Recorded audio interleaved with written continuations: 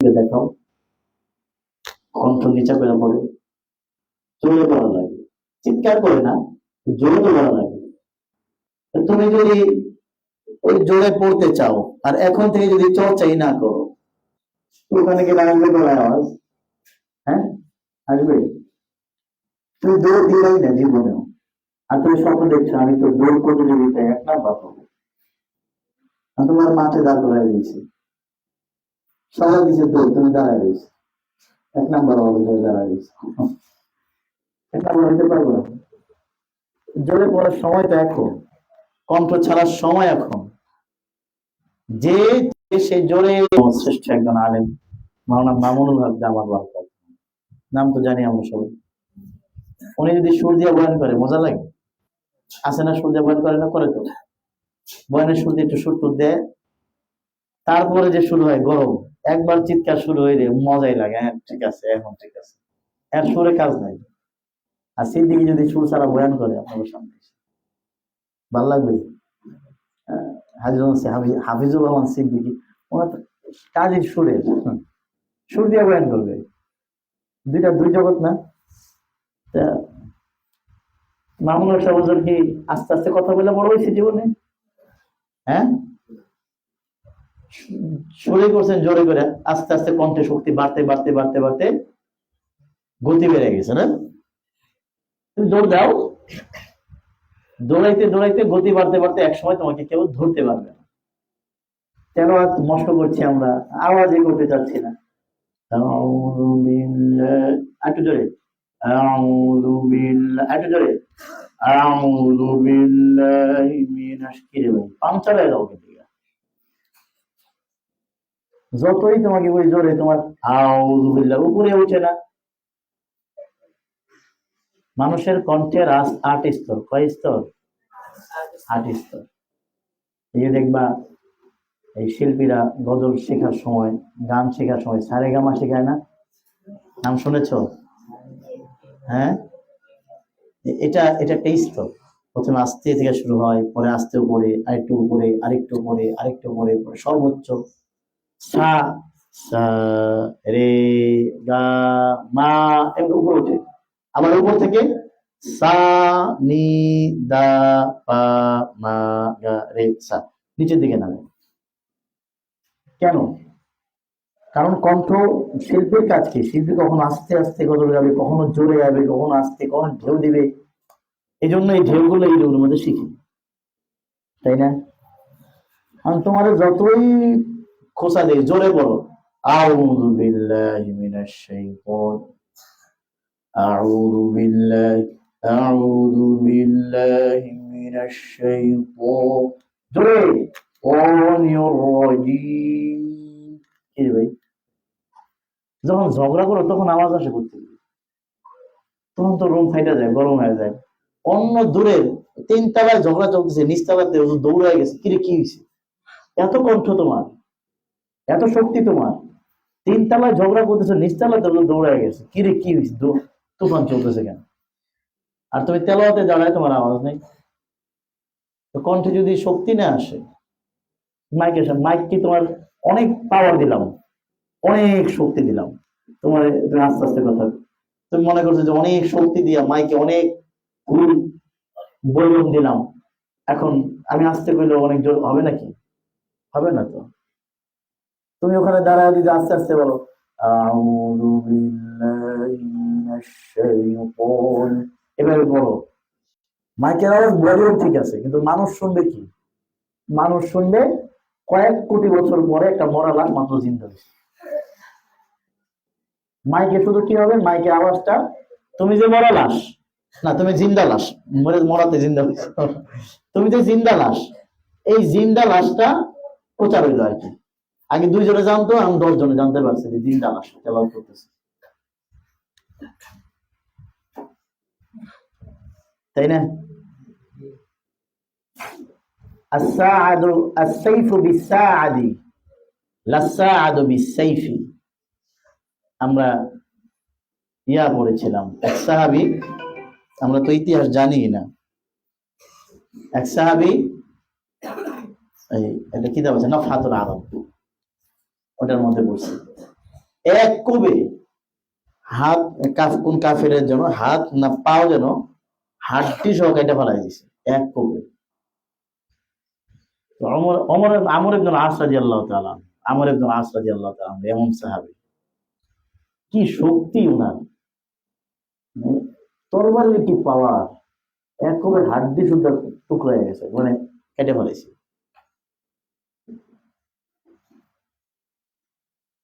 তো ওমর রাদিয়াল্লাহু তাআলা আনহু জিজ্ঞেস করলেন, দেখা হয়েছে অনেকদিন পরে, শুনলাম আপনি নাকি কোপ দিয়ে নাকি হাড্ডি কেটে ফেলাই, দেই তো তরবারিটা নিচে নেওয়ার পরে অনেকক্ষণ নাড়াইলো।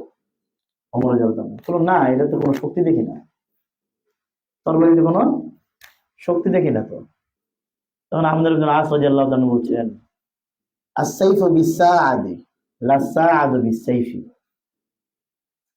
তরবারির শক্তি বাড়ে বাহুর মাধ্যমে, বাহুতে তরবারির মাধ্যমে শক্তি আসে না। তরবারিতে শক্তি বাড়ে কিসের মাধ্যমে? বাহুর মাধ্যমে। তুমি একজন আর্টিস্ট, ডিজাইনার, তোমার হাতে একটা ভাঙ্গা ব্রাশ ধরাই দিচ্ছি, ব্রাশ করে না, ডিজাইন করে না, ব্রাশ দিয়ে ধরাই দিলাম, ভাঙ্গা, কিন্তু তুমি তো ডিজাইনার, তুমি এটা দিয়ে যা করবা, আর যে পারে না ওরে যদি সবচেয়ে উন্নত ব্রাশ হয় না দিই, সবচেয়ে দামি রং হয় না দিই, কিছুই করতে পারবে, কারণ হাতের কাজ। তোমার কণ্ঠে যদি শক্তি না থাকে, মাইক যতই দিই তেলাওয়াত আসবে না। এতটুকু জানলে মানুষ যে জিন্দালাস তেলাওয়াত করতেছে, এইটুকু। এই জন্য তেলাওয়াতের মধ্যে কি থাকতে হবে? জোর, কণ্ঠের মধ্যে চিৎকার করে পড়তে হবে, জোরে পড়তে হবে, জোরে পড়েই নিজের কণ্ঠ উচ্চ করতে হবে। বুঝে আসছে কথা? মরার মতো না পড়া। ধরেন, أعوذ بالله من الشيطان الرجيم. أعوذ بالله من الشيطان الرجيم. বাম দিকে আওয়াজ শুনতে পাচ্ছি, আলহামদুলিল্লাহ। بسم الله الرحمن الرحيم. بسم الله الرحمن الرحيم. عبس وتولى.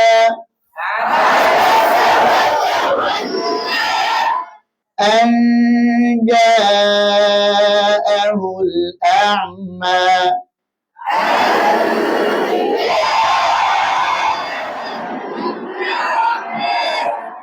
وما يدريك لعله يزكى.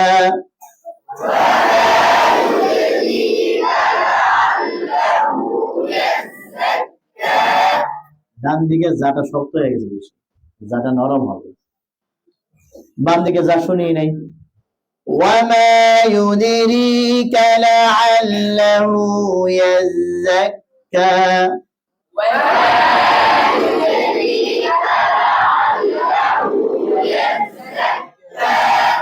أو يذكر فتنفعه الذكرى.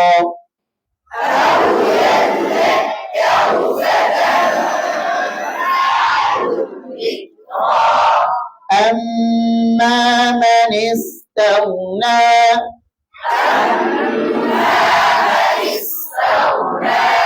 فأنت له تصدى.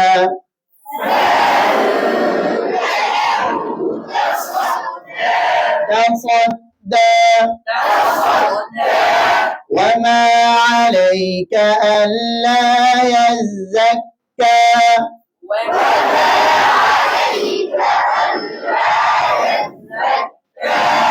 وأما من جاءك يسعى.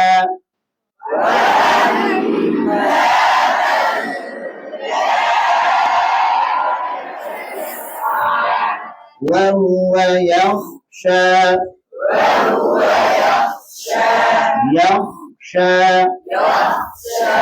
فأنت عنه تلهى.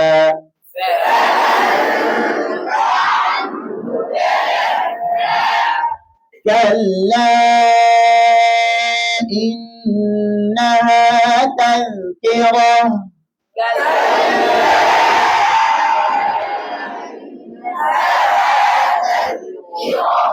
فمن شاء ذكره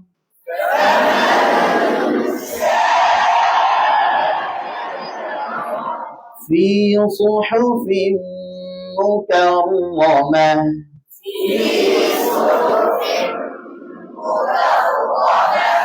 مرفوعة مطهرة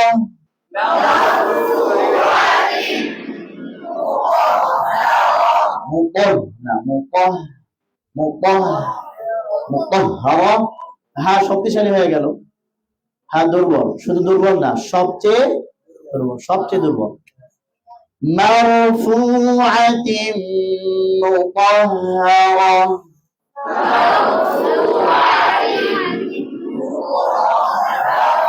দুর্বল এই যে দুর্বল নাম কি অন্যদিকে দেখা গেছে ওর নাম কি হ্যাঁ বরকতুল্লাহ রে কইতেছে ফুটবল করেন কেন মারফুআতিন মুতাহহারা হ্যাঁ এর কই আরেকজনের দিকে তাকায় মারফুআতিন মুতাহহারা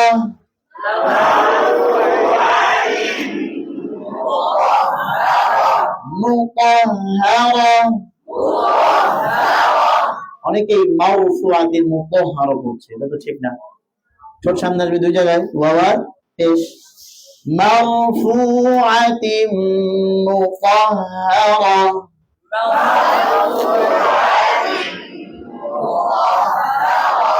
بأيدي سفرة كرام بررة قتل الإنسان ما أكفره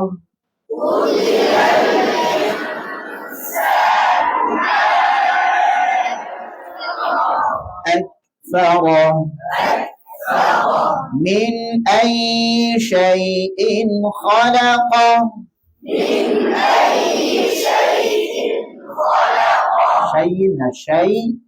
شيء من أي شيء خلقه من نطفة خلقه فقدره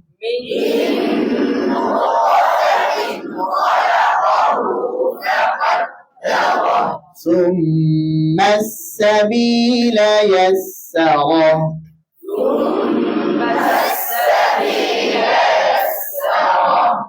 ثم أماته فأقبره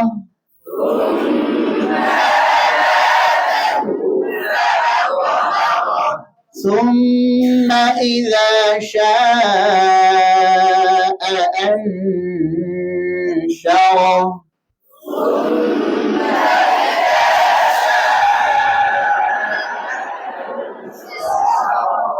كلا لما يقض ما أمره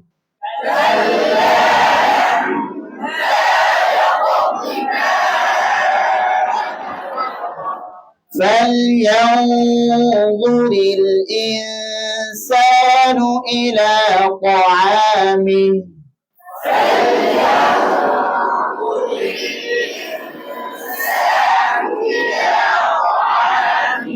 أنا صببنا الماء صبا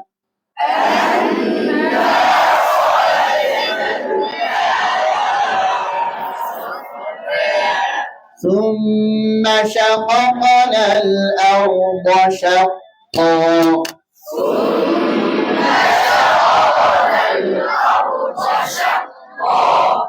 فأنبتنا فيها حبا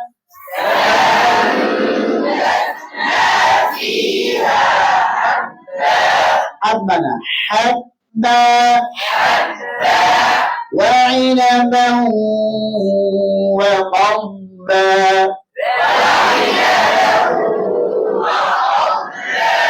وزيتونا ونخلا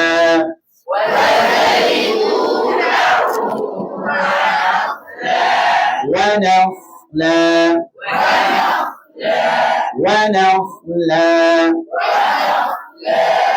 وحدائق غلبا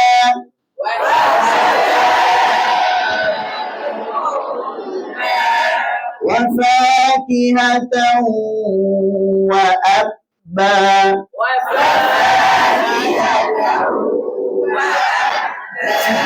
متاعا لكم ولأنعامكم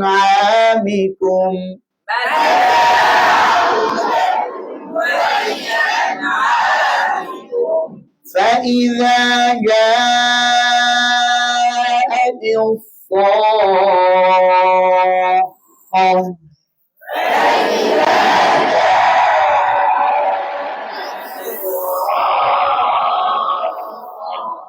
يوم يفر المرء من أخيه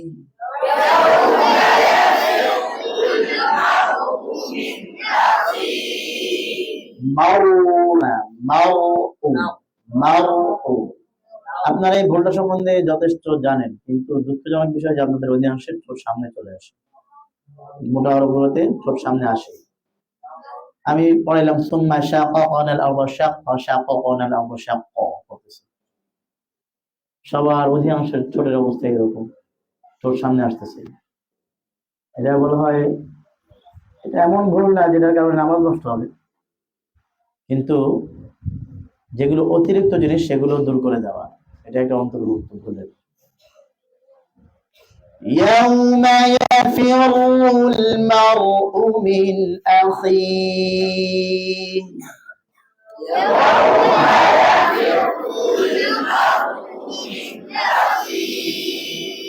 وأمه وأبيه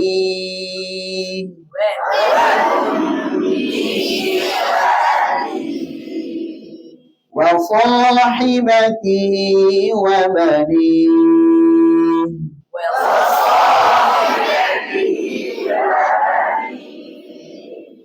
لكل امرئ منهم يومئذ شأن يغنيه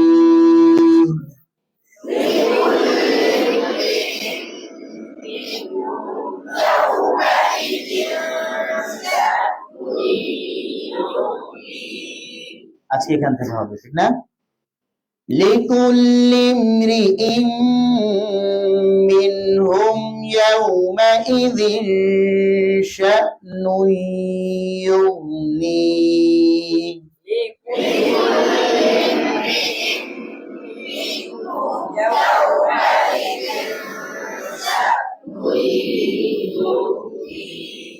لكل امرئ ডানমারা বলেন, বামমারা বলেন, ডানমারা বলেন, বামমারা বলেন। ডান দিকের আওয়াজ বেশি, আলহামদুলিল্লাহ। لكل امرئ منهم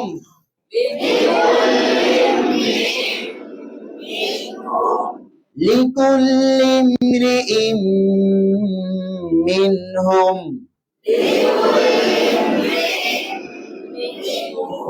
لكل امرئ منهم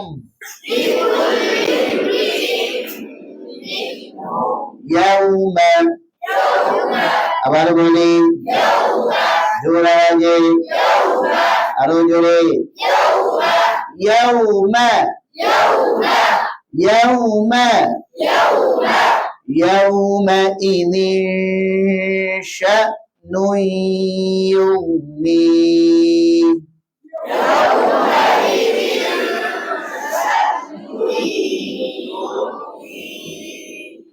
ইয়াউমাইযিন গুণা কোন জায়গায়? কথা বলতে হবে, গুণা কোন জায়গায়?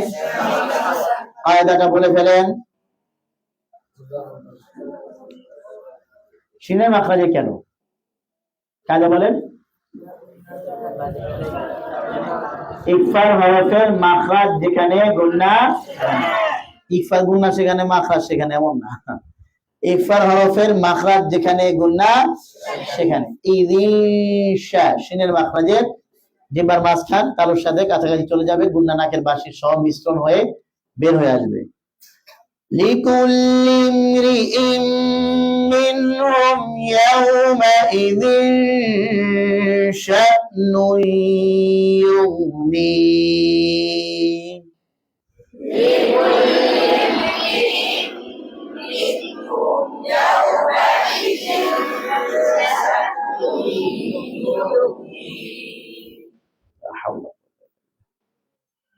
لكل امرئ منهم يومئذ شأن يغنيه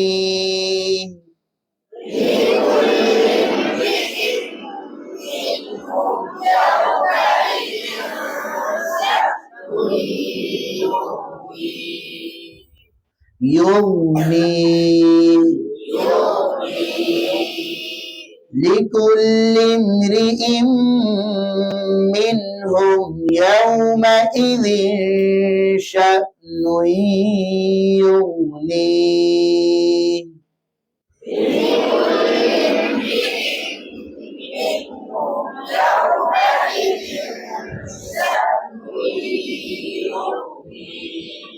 দেখো একটা কারা শুদ্ধকে বলতে পারে, ডান দিকে না বাম? لكل امرئ منهم يومئذ شأن يغنيه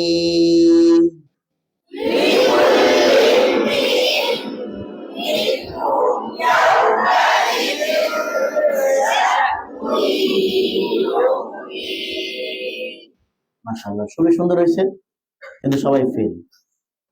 কারণ লিকুল্লি ইমরিইম মিনহুম ইয়াওমাইযিন শা'নু ইউগনি, তিনটা হামজা, হামজাগুলা নরম হয়ে গেছে, অথচ আমাদের হাফসের রেওয়ায়েতে হামজাগুলা কি শক্ত, আর শুধু এক জায়গায় নরম হামজা। কোথায়? আ'জামি ওয়া আরাবি 24 পারা 20 নাম্বার। এছাড়া সব তাহকিকের সাথে হবে। দেখি কাদের হামজা ঠিক আছে, সুন্দর হয়ে বসতে হবে। لكل امرئ منهم يومئذ شأن يغنيه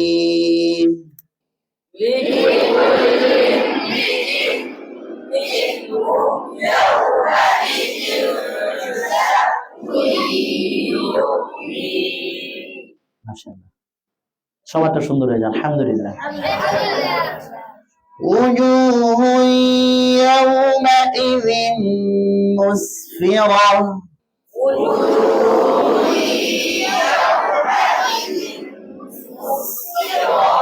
وجوه يومئذ مسفرة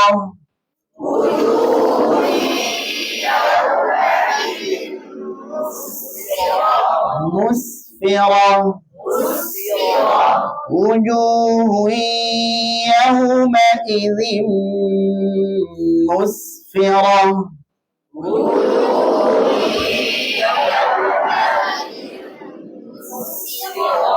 এদিকে দেখুন, উজু উজু জু জু জিমটা ভালো, উজু উজু বলে জিম অল্প হয়ে যায়, উজু জু ভালো করে ধরতে হবে না। وجوه يومئذ مسفرة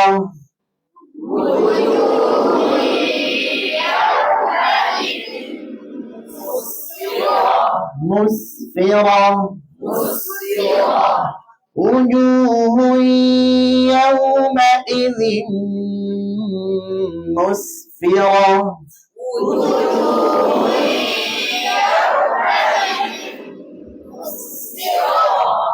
ضاحكة مستبشرة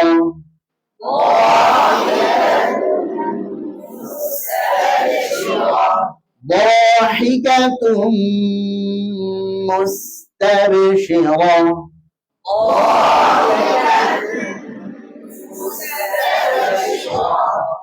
ضاحكة مستبشرة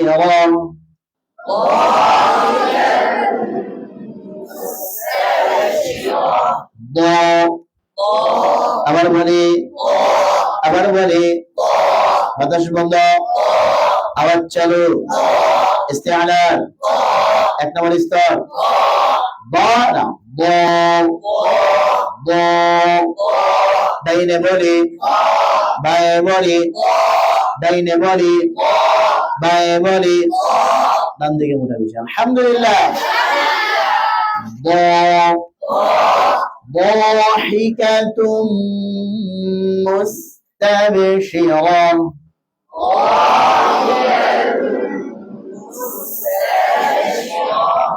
ضاحكة مستبشرة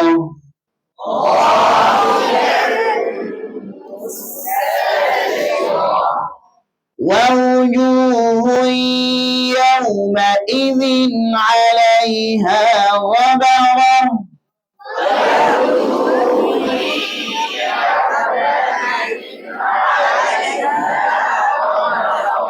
ووجوه يومئذ عليها غبرة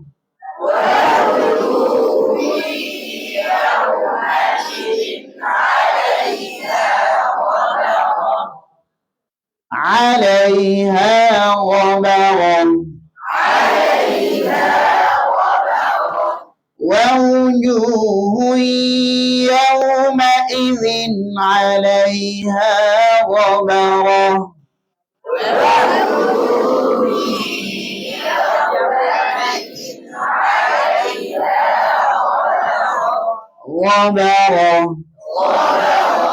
ترهقها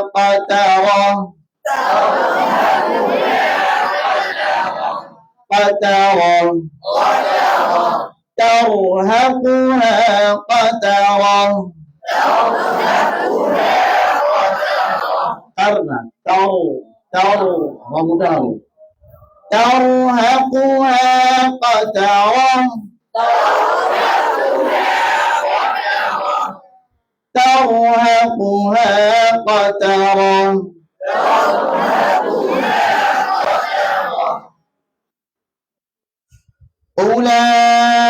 أولئك هم الكفرة الفجرة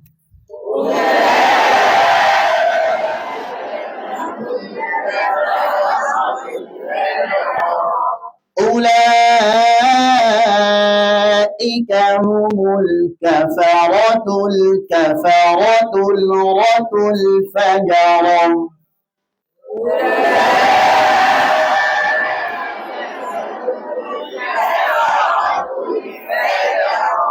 كفرة الفجرة أعوذ بالله من الشيطان الرجيم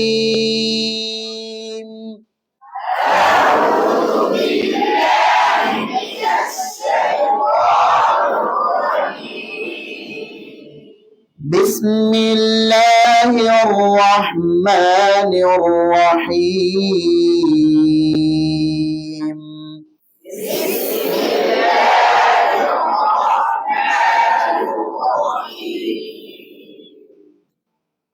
ثم أماته فأقبره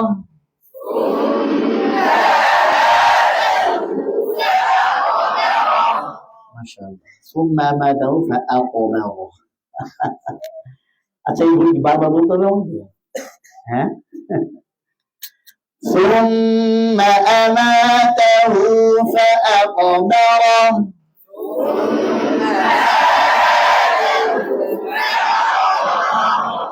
ثم إذا شاء أنشره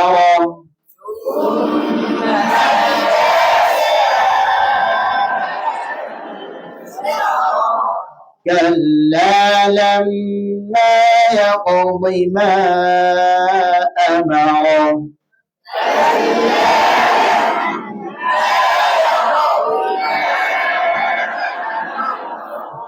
فلينظر الإنسان إلى طعامه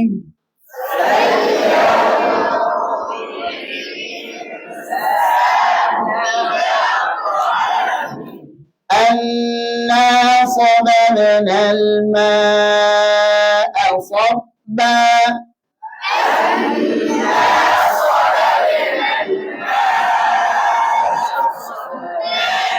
ثم شققنا الأرض شقا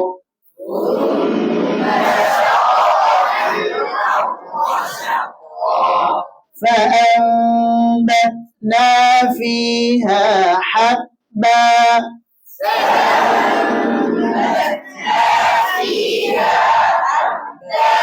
وعنبا وقضبا وزيتونا ونخلا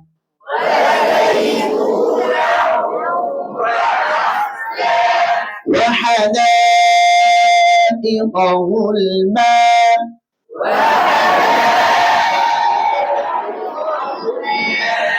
وفاكهة وأبا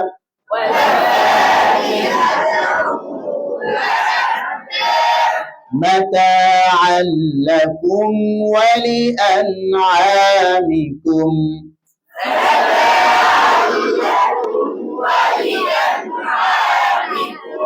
فإذا جاءت الصاخة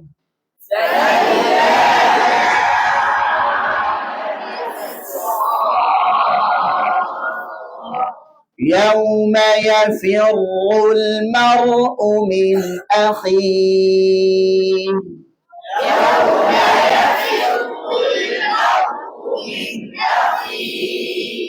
وأمه وأبيه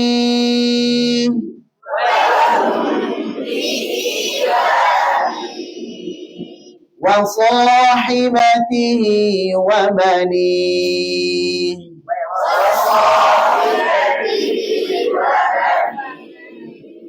لكل امرئ منهم يومئذ شأن يغنيه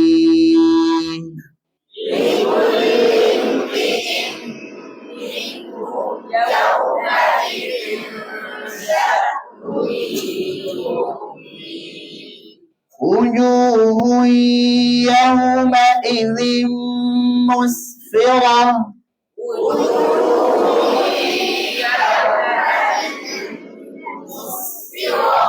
ضاحكة مستبشرة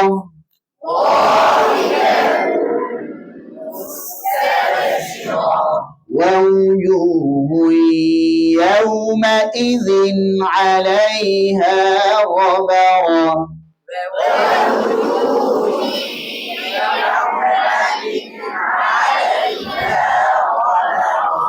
ترهقها قترة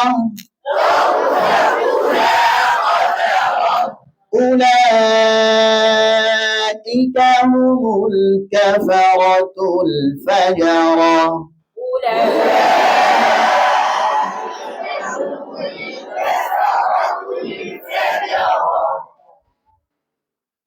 আমাদের সূরা আবাসা শেষ আলহামদুলিল্লাহ। এই সূরাটা ভালো করে মস্ত করে নিয়ে আসবো। মাখরাজ আমাদের কি দিয়েছিল? পেশ তাসদীদ ছিল না? আজকে জবর দিয়ে দিব, আগামী সপ্তাহে জবর দিয়ে ধরা হবে। মাখরাজ শেষ হবে আবার শুরু হবে, আবার শেষ হবে আবার শুরু হবে। এটা একটা লাজিমি ক্লাস। হ্যাঁ, আমাদের যাত্রাবাড়িতে প্রত্যেক ক্লাসে দোয়া পড়া লাগতো, কি নাম জানি, হ্যাঁ, মোনাজাতে মাকবুল। আয় খোদায়ে, মুখস্থ আছে? আয় খোদায়ে পাকে রহমান রহিম, মুখস্থ আছে? যাক, অনেকে থাকতে পারে। এরা আমি পড়তাম প্রত্যেক জামাতে, মুখস্থ আছে আলহামদুলিল্লাহ। পরদিন করতে 13 বছর পড়া লাগে, মুখস্থ থাকা লাগবে না। এটা যেমন লাজেম, এই মাখরাজি মশের ক্লাসের লাজেম, বুঝেন নাই মনে হয়? হ্যাঁ হ্যাঁ হ্যাঁ ও খ ক ক গ শ ই ব ল ন ও ত د ت ص س ز ظ ذ ث ف و ب ম। এই জবর দিয়ে মস্কর হইল, এটা সবাই নিয়ে আসবো ইনশাআল্লাহ। আল্লাহ তাআলা আমাদের সকলকে আমল করার তৌফিক দান করেন।